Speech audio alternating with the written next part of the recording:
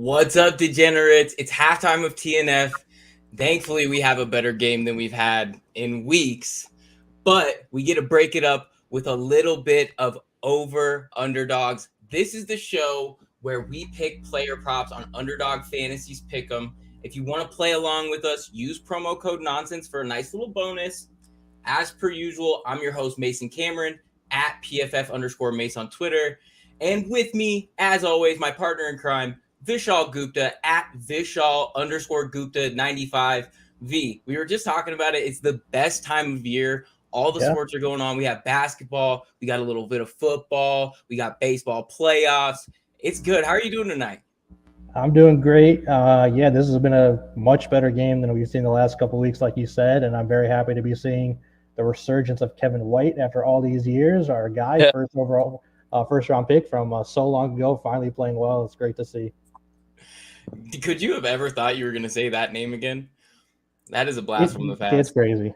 And, under bettors like me are crying over this game, but I'm at least excited to see a half decent game. And again, joining us is IN betting writer Vaughn Moore at VMoore1724 on Twitter. It's good to have you back, Vaughn. How's the season treating you so far? How have you been doing since we last talked? I've had my victories and my losses for sure.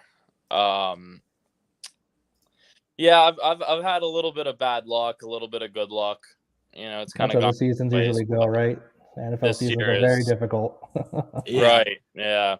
I mean, the Buccaneers losing was like, I think I was right before the year. I feel pretty good about that prediction before the year. I mean, the vibe is weird with this team, but like, I'm just shocked that they lost to the Steelers. They had nobody on defense.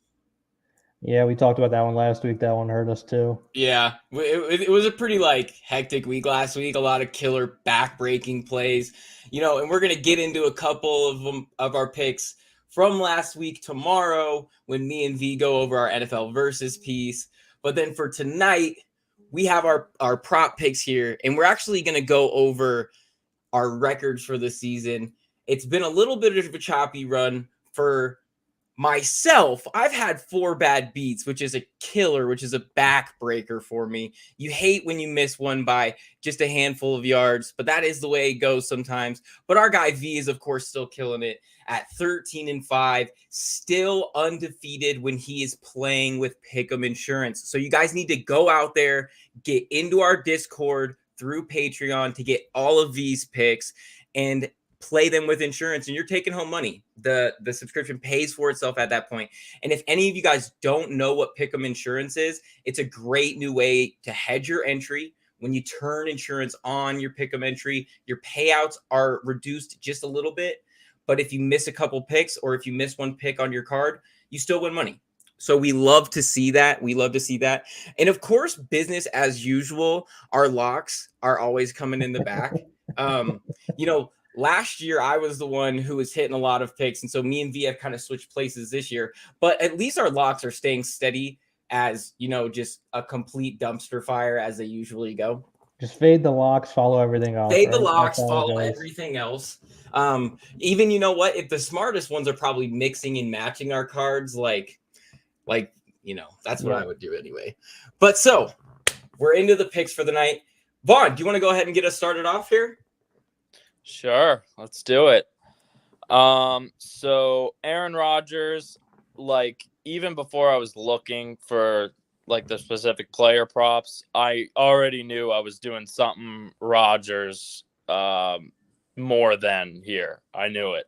I looked at the passing touchdowns as the most feasible one, so that's the one I went with. I see this as a get-right game for A-Rod and the Packers offense against a mediocre at best Washington defense. Their defense is particularly weak in the secondary, so his receivers are actually maybe going to be able to get open this week, and I think that's enough for him. I mean, for how good I think he still is, he's just capped so much by his receivers and their lack of experience. But he's going to be in FU mode after the media criticism. From back-to-back losses, he openly admits he has a grudge against the media, and I'm sure he will use their criticism as motivation to prove them wrong. That's the type of guy he is. I see him getting above this number probably in the first half alone. Then my second one, Dak Prescott, less than 34 pass attempts. The Lions have had a tendency to get into shootouts this year, and their elite offensive line should be able to slow down this Dallas pass rush at least a little bit. So that could be the case again. Usually that would mean a lot of pass volume for Dak. However, he's coming off that nasty thumb injury, so they're likely going to take it easy with him on his first game back. They don't want him going back on the injury report because, unlike a lot of people, they know how much better Dak is than Cooper Rush. And besides, they won't have to throw the ball much considering how miserable this Lions defense is in all phases. I see the Cowboys establishing the run in this game with Zeke and Tony Pollard to ease Dak back into the lineup. And then my third one, Nick Chubb, more than 74.5 rushing yards. Last week, I picked Chubb to go below his rushing yards total against the Patriots in my article on ImportantNonsense.com because I didn't trust Stefanski's play calling versus Bill Belichick's defense. I was right about that, but I'm going to reverse course this week. The loss of Wink Martindale is really taking a toll on this Ravens defense. Their defensive line in particular has been awful this year, so the punishing Browns offensive line should bully them up front, to say the least. And that'll allow Chubb, perhaps the best runner in the NFL right now, to get back on track. And I think he's going to be motivated to do so. Yeah, I love it. That's a lot of good picks. And you did highlight that that previous one on your article this last week, which was another great read. Everybody go check that out if you haven't seen it already. Vaughn does all of our player prop picks right over on Important Nonsense. In order to get access to those, you can get into our Patreon. That gives you access to our Discord, all the betting articles. So it's a lot of good stuff in there. And you can talk right to us. Vaughn, me, Vishaal, Logan, Ben. Oh, Ben. Oh, Ben. That guy never stops. No, but on to V. V, let's show everybody what a winning ticket looks like here. Go ahead and run us through your card for the night. All right, let's get started with Taylor Heineke making his first start this season. I'm going to go lower than 223.5 passing yards. I think this number's already dropped to like 220 last time I checked over on Underdog.com. I really like this pick here because he's going up against the Packers defense that's allowing on average 164 passing yards per game. That's more than 50 yards less than this number. So I'm not quite sure why this number is so high. I know Green Bay's defense has not been quite as good as we were expecting coming to the season, but that's primarily been on the rushing side of things. Again, pass defense, they've been very good. The only guys to go higher than this number this year are Tom Brady and Kirk Cousins. As much as we enjoy watching Taylor Heineke, he's not as good as those guys. He doesn't have the weapons that those guys do. This is not a good Washington offense, despite who's under center. It doesn't matter if it's Wentz, Heineke, Sam Howell. They're just not going to do much. So this number, I think, is way too high. I'm going to go lower, 223.5 passing yards. Next up, for the third week in a row, I have a David Njoku higher prop on here. He's hit 2 weeks in a row. I think it's going to be 3. They keep putting these numbers way too low for some reason. I'm going to go higher than 42.5 receiving yards. He's gone higher than this number in 4 straight games. In those 4 games, he's averaging more than 7 targets. He's averaging 7 targets per game in those 4 games.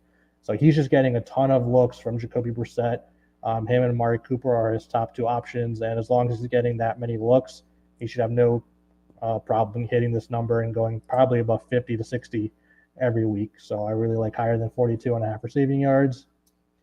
And then finally, Christian McCaffrey, higher than 40.5 receiving yards. He's gone over this number in 3 straight games. In those games, he is averaging a whopping 10 targets per game. It does not matter who's under center for these guys. Who is it? I'm already forgetting. Baker Mayfield and whoever they started last week, PJ Walker. It doesn't matter. You can throw anybody in there. They're going to be targeting Christian McCaffrey because that's what this offense does. They don't have too much else besides him. They're just going to dump it off to him. He can have 5 catches for 100 yards. That's what he can do. He's that kind of playmaking back. So higher than 40.5 receiving yards for Christian McCaffrey. And we're going to get in on those Christian McCaffrey projections now so that when he gets traded and that number's double or whatever, we can get that money that we want right now. And I love it. And you're right. We've been riding David Njoku for weeks now, and I think I think one of us picked him even a couple weeks before that, and he's just been nothing but cash. So we love to see that. And so for my card here to close it out, I'm going with a little bit of Joe Burrow, higher than 285 and a half passing yards. So me and V actually highlighted this game in our NFL versus. You can go and check that out on the website. And I'm right there thinking that Burrow is back. Now, granted, Burrow and the Bengals have been back for a few weeks now, but it was after a little bit of a tougher than expected start to the season. I'm just now getting comfortable on backing them again. The defense is strong. The offense is clicking. 4 of this team's 6 games this season have come on the road. And this week they're back home, taking on the league's worst passing defense. Atlanta allows over 291 passing yards to quarterbacks per game. They've allowed 3 of the last 4 quarterbacks they faced to hit this projection. Give me Joe Burrow waking up in his own bed, in his own stadium, in front of his own fans to come out and actually just play his game and do everything he wants and get everything he needs. And this is going to end up looking like a pretty easy line when it's all said and done. My second one is Zach Wilson lower than 13.55 fantasy points. And I get it. The Jets may be 3-0 with Zach Wilson under center this season, but he's far from the reason why. Since Wilson's return to the Jets, they have called run plays on 54% of their plays. That's 5th highest in the NFL. Last week, Wilson dropped back just 21 times against the Panthers, mustered just 10 completions, 110 yards. This week, the Jets face off with the Broncos on the road. This Broncos defense is really good. It's kind of their only saving grace. I don't want to get into it too much because I might start crying. But they've allowed just 184 passing yards per game to quarterbacks, and they've allowed just 3 passing touchdowns all year. Wilson's coaches don't trust him to air it out in general, so I bet you they're scared to death of giving him any slack in this one against this tough Broncos defense. I am taking the lower for that. And then we move on to the last one, Jeff Wilson lower than 60.5 rushing yards. And we unfortunately dropped this one last week, and it looks like it might be a similar matchup. Now, last week, I think our process was correct. We just didn't see the Falcons coming out and playing like they did against the Niners.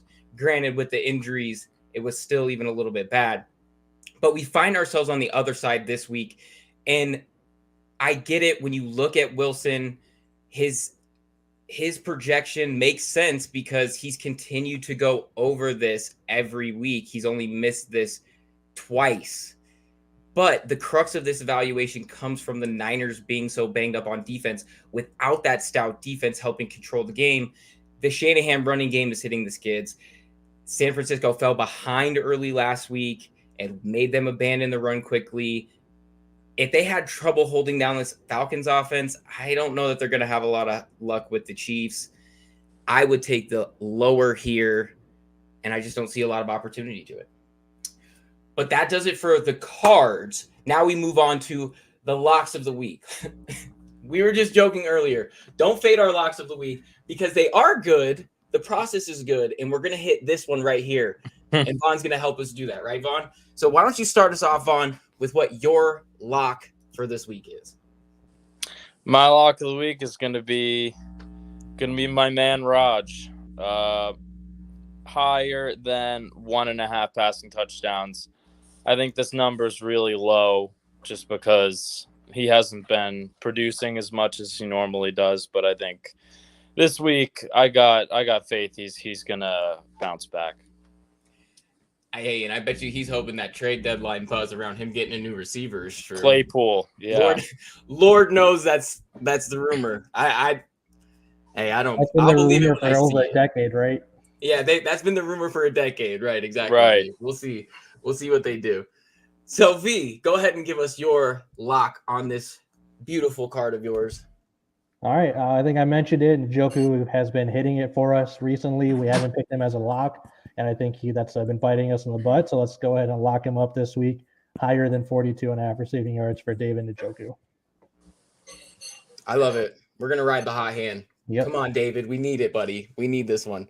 And then for myself, I'm going to lead on the MILF Hunter himself, Zach Wilson, lower than 13.55 fantasy points. I just don't see it happening. Better quarterbacks than Zach have tried against this Broncos defense. They have failed. Maybe this is me coping with the heartbreak that is the Broncos season. But generally, they've been kicking ass on the defense. They have really made quarterbacks scared. And I think that Zach's going to have a tough time.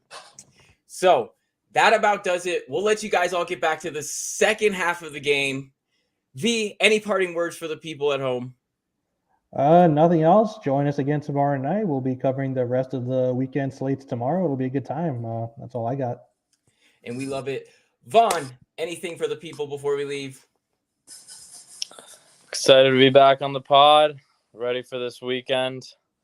It's Bills bye week. I'm a Bills fan, as I think I've said before. So, this Sunday is going to be a little, I guess, less chaotic or less stressful for me. But I'm still excited. I am. You know what? And Vaughn, you're going to have another great piece out this week. So we look forward to definitely seeing that. You guys can go check mine and V's piece out, NFL Versus. That comes out every Wednesday. Definitely come back this 8 p.m. Eastern tomorrow for Locked In. Me and V will be going over all of our picks for the week, and it's going to be a good time.